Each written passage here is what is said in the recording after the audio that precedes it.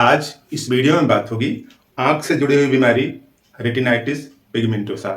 दूसरे सिस्टम में बोलते हैं कि जेनेटिकल डिजीज है, इसका इलाज नहीं है, लेकिन होम्योपैथी में एक दवा है मैग्नीशिया फास, उसका यूज कर सकते हैं रेटिनाइटिस पिगमेंटोसा के लिए।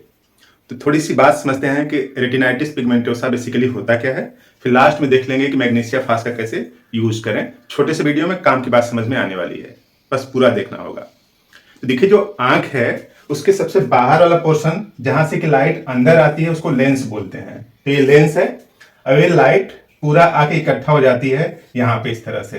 ये पीछे वाला जो पोर्शन है वो क्या है, रेटिना है। तो यहाँ से लाइट इस तरह से आती है और यहाँ पे इमेज बनता है और यही इमेज की इंफॉर्मेशन ब्रेन तक जाती है, फिर इमेज बनता है। तो इस तरह से यहाँ पे लेंस है ये, और ये वाला पीछे वाला पोर्शन क्या है, रेटिना है। रेटिना में दो टाइप की सेल पाई जाती हैं, एक रॉड और एक कोन।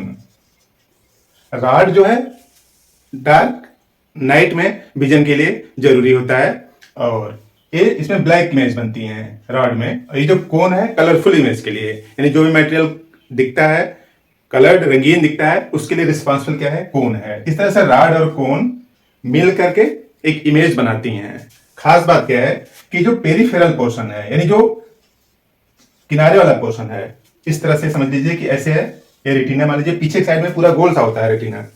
तो यहाँ पे इस तरह से ये रेटिना है मान लीजिए, तो सबसे जो बाहर वाली जो सेल्स होती हैं वो क्या होती हैं, रॉड होती हैं, और अंदर वाली जो सेल्स होती हैं उसमें कंसेंट्रेशन किसका ज्यादा होता है, कोन का। मोटे तरीके से यूं समझ लीजिए कि जो बाहर है, जिनकी संख्या बाहर अधिक होती है वो रॉड होती हैं, और जिनकी संख्या सेंटर में अधिक होती है उनको क्या बोलते हैं, कोन। इस रेटिनाइटिस पिगमेंटोसा में हो क्या रहा है, ये जो रॉड है यही अफेक्टेड हो रही हैं।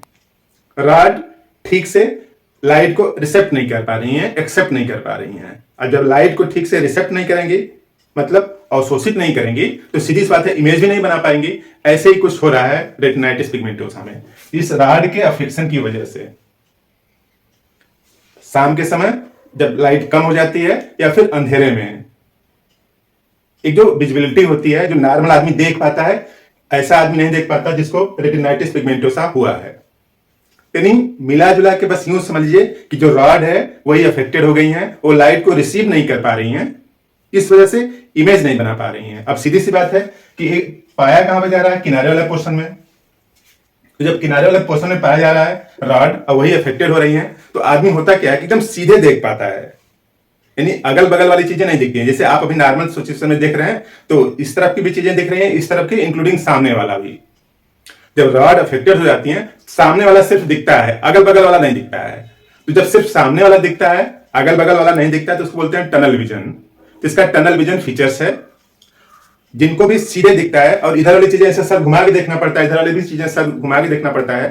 एक रेंज होती है, एरिया होती है, उस एरिया को भी जो पहले देख पाते थे, तो ऐसी अवस्था क्या बोलते हैं, टनल विजन। ये जो टनल विजन है और थोड़ी सी धुंधली लाइट में कम दिखने लगना, ये सब कैरेक्टर हैं रेटिनाइटिस पिगमेंटोसा के। तो देखिए क्लियर कट लिखा है, eye disease that affect retina photo receptor cell rod. Retina में दो टाइप की फोटो रिसेप्टर सेल हैं, एक कोन है, दूसरा क्या है, रॉड है। इसी रॉड को अफेक्ट करता है। Rod is responsible for night and peripheral vision, जो धुंधली रोशनी में, कम रोशनी में देखने के लिए, और जो पेरिफेरल यानी जो किनारे वाला पोर्शन देखने के लिए, दोनों तरफ, उसके लिए रिस्पॉन्सिबल कौन है, रॉड है।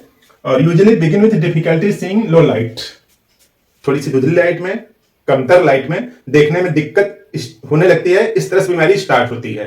फाइनली क्या होगा, progresses to loss of peripheral vision, और लास्ट में क्या होगा कि जो पेरिफेरल विजन है, मींस दोनों तरफ, एक तो सीधे हुआ, एक लेफ्ट और दूसरा राइट तरफ, जो थोड़ा रेंज तक दिखता है वो दिखना धीरे धीरे कम होने लगता है। उसी अवस्था को क्या बोलते हैं, टनल विजन।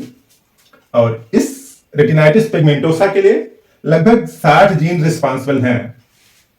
दूसरे सिस्टम में बोलते हैं कि ए जेनेटिकल डिजीज है भी जेनेटिकल डिजीज, और ट्रांसमिट हो जाती है एक जनरेशन से दूसरी जनरेशन में।